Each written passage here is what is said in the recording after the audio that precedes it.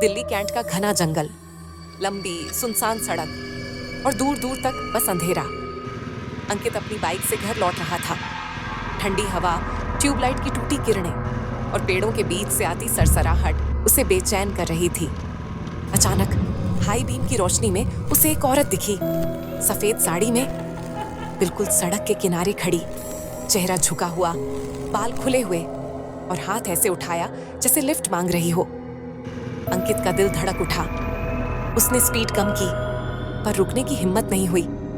जैसे ही वो उसके पास से गुजरा, उस औरत ने धीरे से सर उठाया, चेहरा पूरी तरह सफेद, आंखें काली गहरी खोह जैसी और होठों पर एक अजीब सी मुस्कान।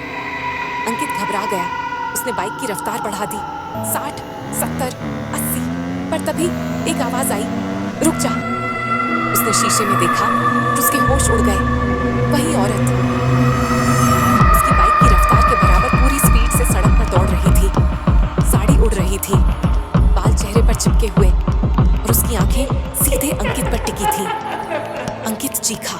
उसने बाइक को और तेज कर दिया, 120, 130, पर वो औरत अपने साथ दौड़ रही थी, बस 2 फीट की दूरी पर। अचानक वो गायब हो गई। अंकित ने राहत की सांस ली। अंकित ने जैसे तैसे बाइक रोकी और सड़क के बीच खड़ा हो गया। दिल तेजी से धड़क रहा था, कान में बस अपनी ही सांसें सुनाई दे रही थीं। अचानक पूरी सड़क पर सन्नाटा छा गया। न हवा, न पत्तों की आवाज, न दूर से आती ट्रैफिक की हल्की गूंज। सब कुछ अचानक थम गया। अंकित ने डरते हुए पीछे देखा, कोई नहीं था। उसने फुसफुसाते हुए कहा, बस बस घर निकालना है। लेकिन तभी उसके मोबाइल की फ्लैशलाइट अपने आप ऑन हो गई।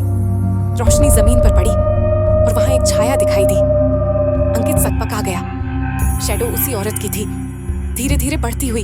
अंकित हिल भी नहीं पाया। रोशनी उसके पैरों के पास आई, फिर उसके पंजे, फिर उसके घुटने, फिर उसकी बैक पर किसी ने ठंडी उंगलियों से टैप किया। उसने कांपते हुए मुड़कर देखा और वहां कोई नहीं था, लेकिन उसके सामने सड़क पर एक बोर्ड रखा था, do not stop after midnight.